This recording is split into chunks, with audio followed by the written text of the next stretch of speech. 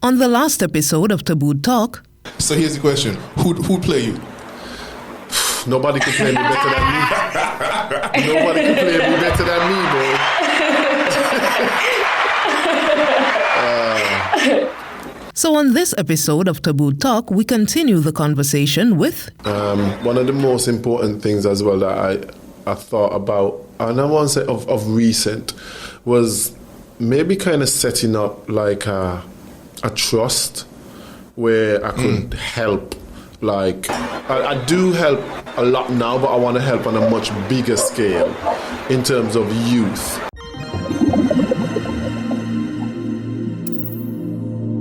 Tabooed Talk. Man, I can't even put into words how I feel, because even like I'm getting to understand a bit more of the movie behind the scenes and so forth. I'm trying to get into studying film studies, currently trying to sort out documents for a scholarship to study in Taiwan. So like having somebody who I can just message and, hey, this is what I want to do, or what do you think of this, or how do I navigate this, and XYZ. I'm so happy I connected with you, and I'm so happy we're having this conversation, because even not just for me, but like other people in St. Kitts and Nevis who either want to be an actor or actress or just want to work behind the scenes like myself. And this is what I spoke about earlier in terms of having that connection, having people around who would give you sound advice, because you can receive some very poor advice within the industry. Right. So it's about how you take that information that you've just received and deal with it. So another thing that I always want to say is, like, people might, for instance, it happens every time I come to sing. It's like people see me and like they're afraid to approach and say hi or hello, and then I go home and I got all these messages on Facebook like, I saw you, I didn't want to come, and I'm like, I'm the most open and approachable person you could ever meet. I'm like, next time you see me, just come and say hello, like, I just want people to know that yes, you can message me and ask a question, and country above self. Wow. Country above self. Wow. Simple as that. I'm willing to help whoever I can. What's your end goal in all of this, and in this little space of time that we occupy called life? In 10 years, in 20 years, are you going to have your own production company, modeling agency for Kittitians, Visions? Like, where do you see yourself in that time frame? Those are things that I've thought about, if I'm being totally honest with you. One of the most important things as well that I thought about, and I want to say of recent, was maybe kind of setting up like a trust where I could help. Like, I do help a lot now, but I want to help on a much bigger scale in terms of youth. Because one thing I've noticed is, when I was growing up, I had about, I'm not even exaggerating here, I had at least 5 to 10 like mentors that I could go to or look to. Right. In terms of, these are my role models. I'm not sure if we're providing the youth with enough role models for them to look at right now in St. Kitts and Nevis. So I feel like we could do more so the youths have role models that they could look to. Like, give them something to aspire for. That's why I'm glad that I'm in this situation, because I know youth could look at me and goes, "By yeah, he do it. I could do it to you. It's possible. He from Monkey Hill, you know what I mean? Yeah. Like, so the opportunities are very scarce here, but let's use what we have, if that makes sense. We've got some amazing photographers in St. Kitts. We've got some amazing videographers, people like Tiltat and stuff like that. Like, we always kind of work together and have content where I'm pushing out there and people are like, boy, where you film that? Like, who filmed that? Right. So I want them to look at all these avenues and say, boy, yeah, let me use what around me to kind of push content out there, because you never know who's going to see it. Exactly. Never. So I always Even encourage. this? Yeah, absolutely. You know, you use what around you. Everybody's got a smartphone. The smartphones nowadays, the quality in them is just ridiculous. You know, so use your social media platforms to your advantage positively, and just try and, you know, push your career to wherever you can, because when that opportunity does come, right, you can't say, "Bye, I'm ready." That's one of the lessons. Yeah, you cannot be. You gotta be ready when the opportunity comes. Like I've met so many people who sort of burnt out trying to push, and when the opportunity comes, it's like, I wasn't ready. Right. Yeah, you can't have that. You cannot have that. After today, I was actually telling someone, hey, the most important thing for you to do right now is to maneuver yourself into a position that when that opportunity comes, you crush it, you kill it. Body and mind. Body and mind. Especially within the film industry or the modeling industry. Like, if my agent phoned me and said, "By Orson, we just signed you to do a runway shoot Saturday," I can't tell them, "By right now, I got some fat here. I can't move that." I need to be ready. I can't tell them, "I mean, in a shape." Yeah. So being in this industry, one of the most important things is that you're ready. Yeah. You're ready today. You're ready next week. You're ready. You know, because all the hard work that you've put in behind the closed doors, you can't afford for these opportunities to just slide past by. Because guess what? Jim over the road want this more than you, eh? Oh, hell yeah. And best believe he put in the work. And Jim put in the work. So, when they're sleeping, I does work. That's my motto. When they're asleep, I in the gym. 3-4 o'clock in the morning. So I asleep, I gonna work and receive all my blessings. And it's paying off. Absolutely. Hey.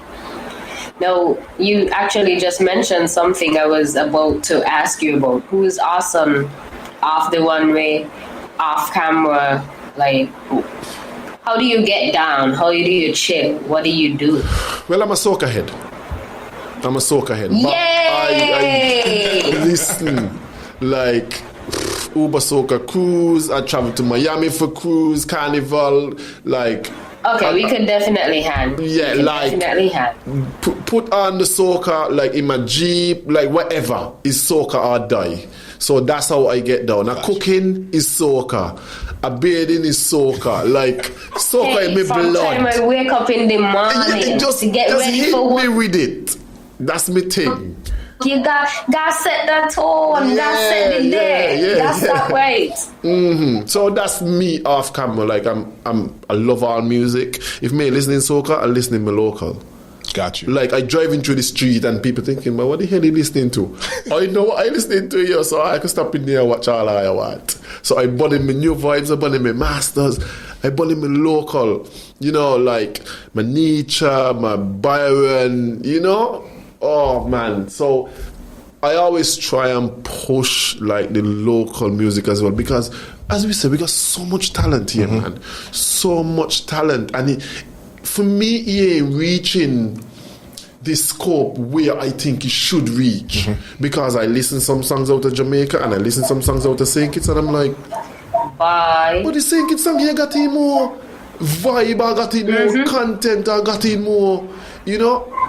It's just lyrically written better than better, yeah. Yeah, and I'm like, so why we ain't getting, that traction? Right.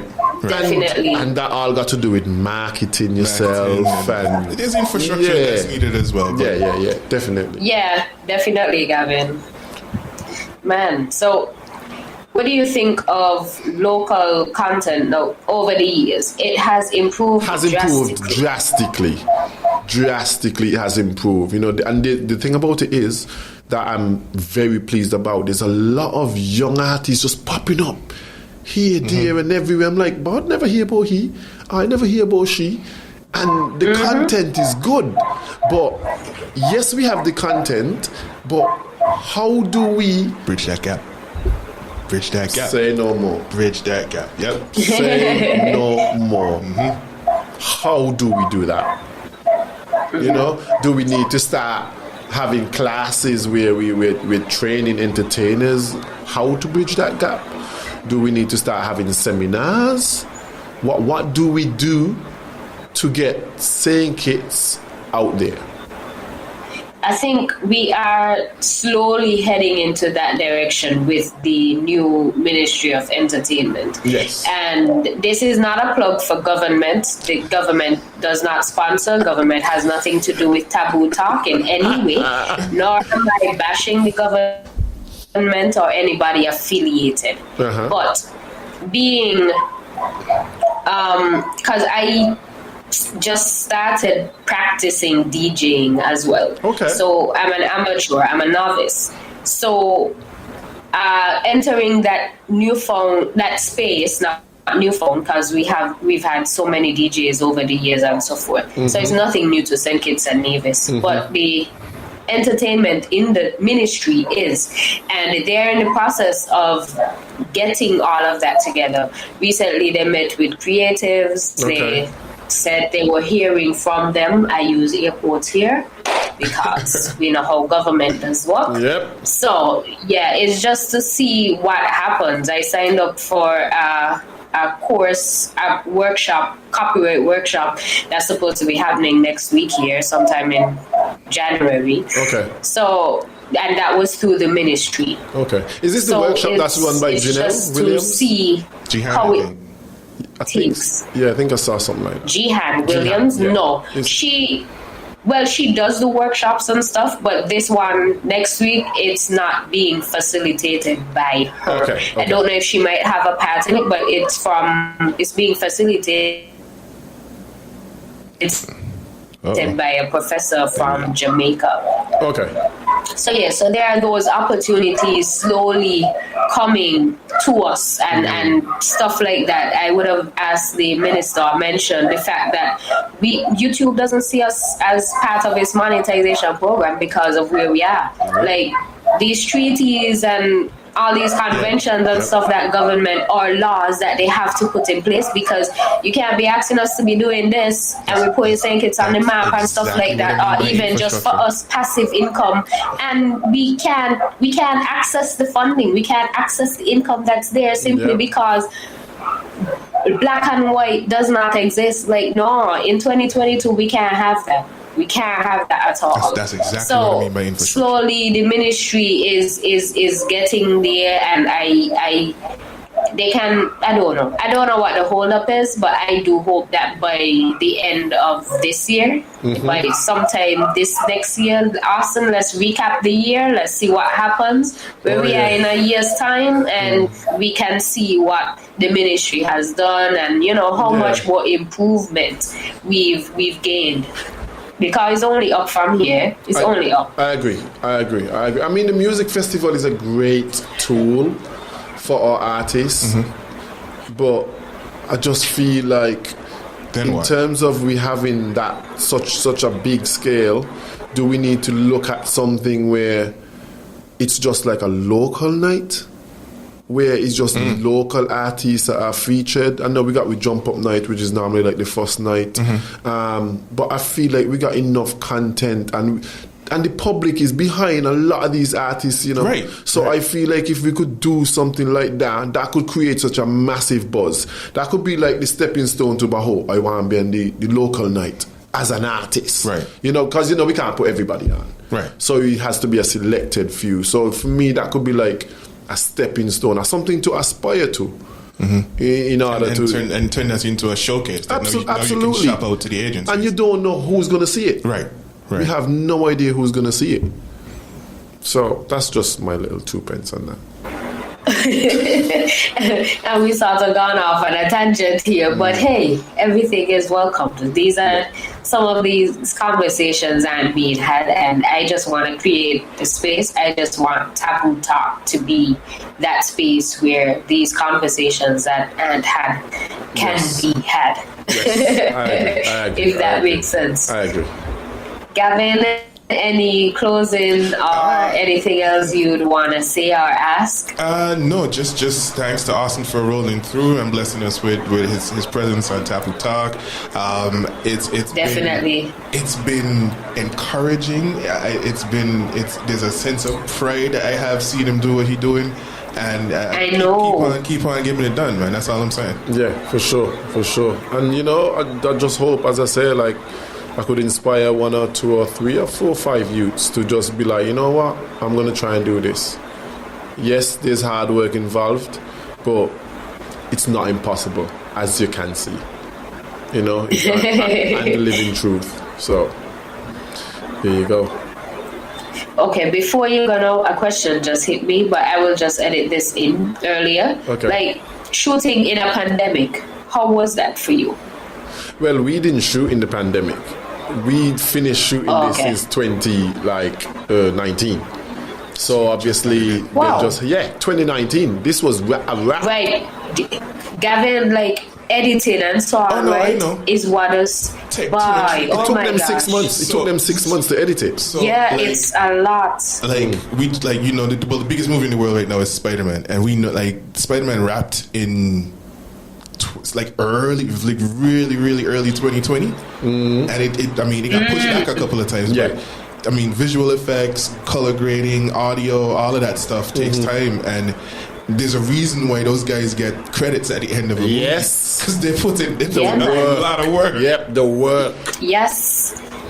And I'm a part of groups and stuff on Facebook, and I see some of the trashing that they get, and it's like, bruh, like, after you guys leave set, work just begins, and it's so much that they expect in post-production that would have been so easy if it was done on camera properly from the get-go. Then you wouldn't have a lot to do in post and further delaying and changing things and stuff like that. A director and an editor, when he says, look, there's no way I can fix this, so you have to go reshoot it.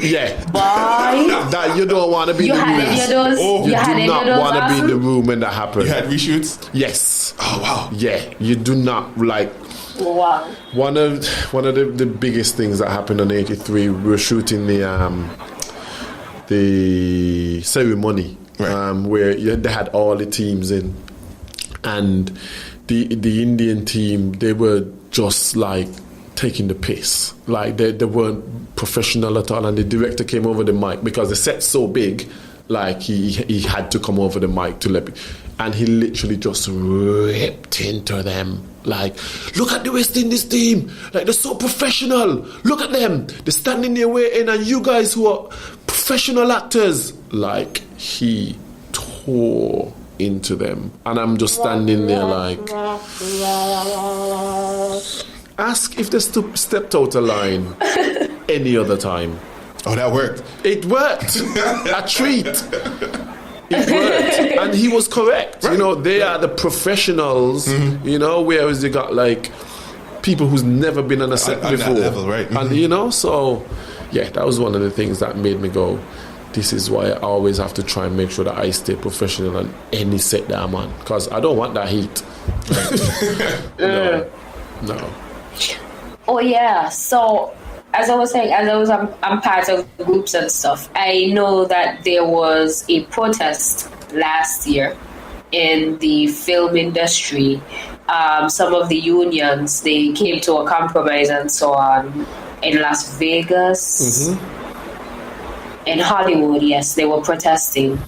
I can't remember the names of some of the unions right now, but I remember following it closely, and I saw people from the UK and so on. They were chiming in as well and saying, hey guys, we support you guys. We are facing the same things here. And I think that there was a protest as well somewhere in the UK regarding the filming industry. I can be wrong, but I know that there was support from persons in the film industry in the UK. You might not know of it, but did you hear of anything along that lines, and how did it affect filming or affect you? I didn't hear anything, if I'm being totally honest. Okay. Like the last, and what time frame was that we're looking at? Like when was this? It was actually in the latter part of last year, because during the pandemic, no filming and stuff like that. And I get a sense that persons were really aware of their worth, and a lot of persons left jobs. Like in November, the US is saying that 4.5 million people, I think, quit their jobs. Wow. And a lot of other persons, even at Kellogg's and John Deere and other companies and so on, there were protests, and persons who would have been part-time and temporary workers, they couldn't be hired, and the companies had to revamp their pay scale, and they had to raise people pay. Like throughout the pandemic, there was such a sense of, hey, raise my pay or I'm not coming back here. Like, I could stay home and work. I've been doing that. I've been making money online. I've been doing things.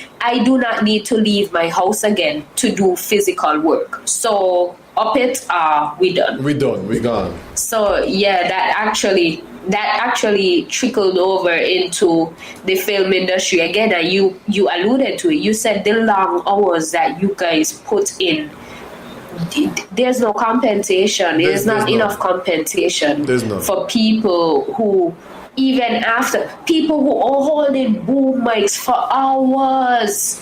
Like, you know, the amount of physical fitness your arms alone have to be in to hold them mics for hours, and you cannot like drop into the shot, Gavin. Don't let come in the frame. Yeah. Don't let come in frame. Yeah. You lose your job. Do not let that come in frame. Exactly. Goodbye. Yeah.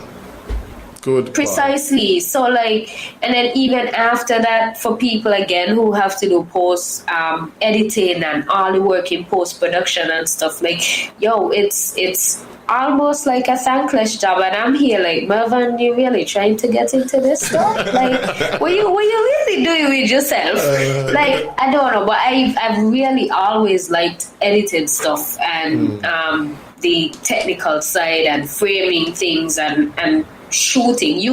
I just want to operate the camera, and I want to do everything else behind the scene. Let me just capture what the subject or what the creative is doing, and I'll do whatever I need to do in post for us to get the finished product. I want to do that. Apparently that's the sweet part.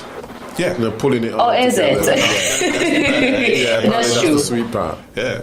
For school, we had to do a documentary, and it's the work.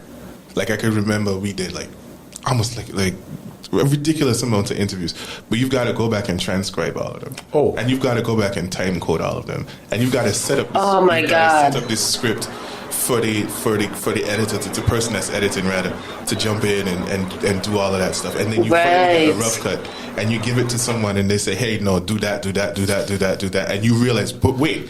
You basically have to start all the way over again. Wow. And you have to, and you do it all over again. And the funny thing about it, it sounds bad, and you could get pissy about it, but secretly, that's what you really want to do. So it's like, all right, let's go. Well, I'm happy that you didn't get the brunt, or you didn't have any of that while you guys were filming and so on. But one of the good things is the fact that, yes, I was the captain of the team, so I tried and stay in character as much as possible. Even when we're not shooting, I'm still the one going, guys. So I always try and keep that leadership mannerisms about me, because that's Clive Lloyd, right? In a sense. Did you guys? Did anybody get a chance to like meet Viv and? Yeah. So we met Viv. Viv was on set one day. So he and awesome. Jace. I met Clive Lloyd. He came the day when we were actually shooting the ceremony. So they handed over the cup, and he wasn't happy. Because the same thing. Yeah. He said, why do I have to turn up here to watch the cup being given away again? Man. He goes, this is bringing back memories that you guys opened. Exactly. Yeah. He hasn't healed. He hasn't healed. Wow. He was like, all these years. Let's go lunch. So we actually left set and went to like lunch and sat down and just spoke. Awesome. That's awesome. Yeah, it was like, I am watching this. Wow. What was something in all of this? What was the most or the top 3 memorable experiences, or the top 3 most impactful parts of the entire experience for you? So, meeting Clive Lloyd was one of the experiences that it's almost like I needed closure, if that makes sense. Yeah, I'm like, boy, yeah, he's like, I'm playing you. Yeah, I've never met you. So he turned up, and everybody was like, the Indians, like, they was like, oh my God, Clive Lloyd's here, Clive Lloyd's here. Right. Like, these people are like God. Right. You know, I mean, in India. So I went over to him and I goes, good afternoon. And he was like, and he was looking at me, he was like, good afternoon. He was like, well, it looks like they find a prettier version of me, but I was like, I see what they've done here. So we just kind of laughed, and awesome. And then when we was actually speaking, like, you know, he was just, you know, giving me certain like things and telling me certain things, and so that kind of gave me the confidence that, yeah, boy, like he actually wants me to do well in this, and and I wanted when he see it, he's proud, right. You know, to go by, yeah. He listened to all the tips that I gave him. So that was one of the proudest moments for me. Another moment, and this is probably the big one, this is the top one for me. So when we were filming the ceremony, they went into, they've got like a trophy case in Lords. So they brought out the actual trophy. You're kidding. Yeah.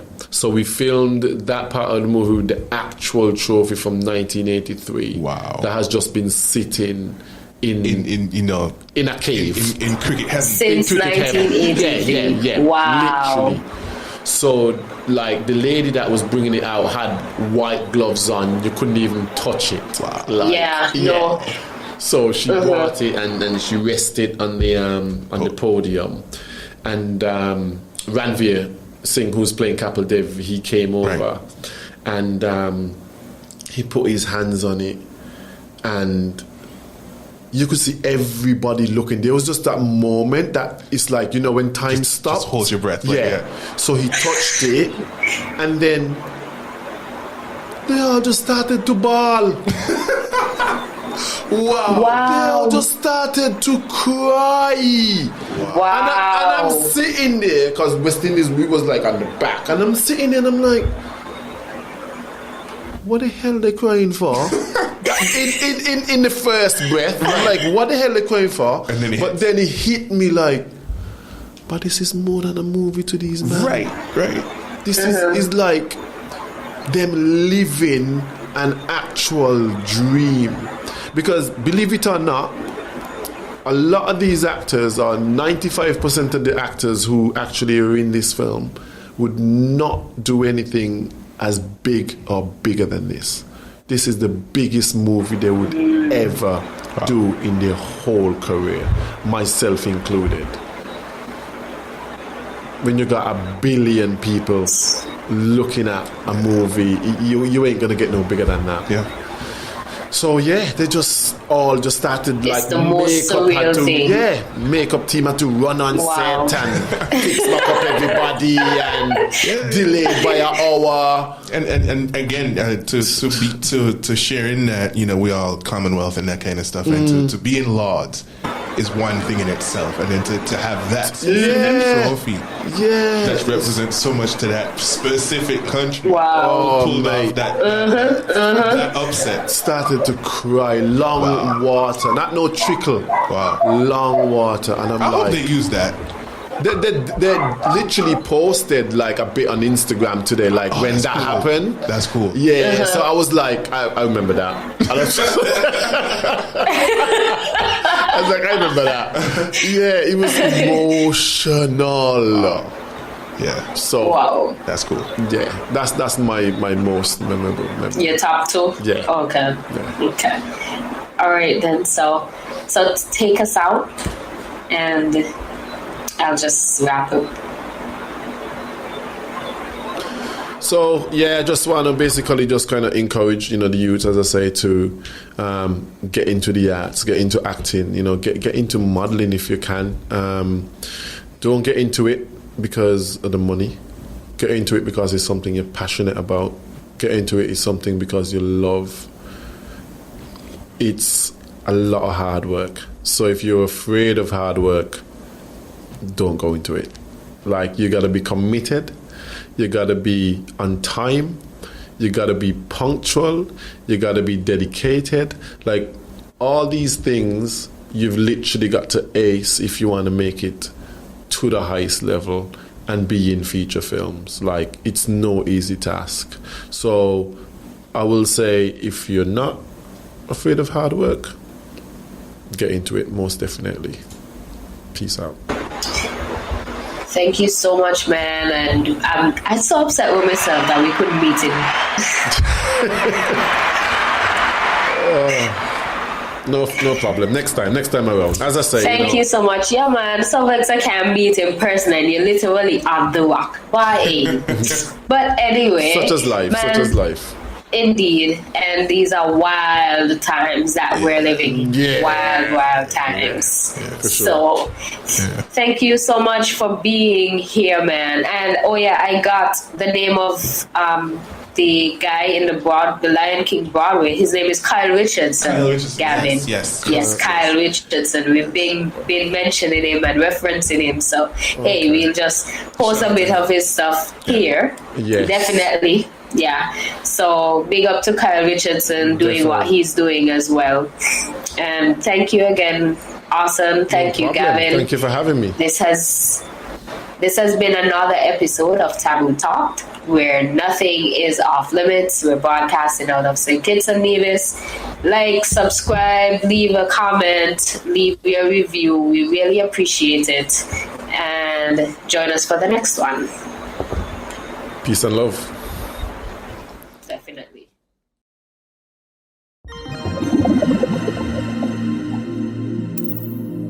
Tabooed Talk.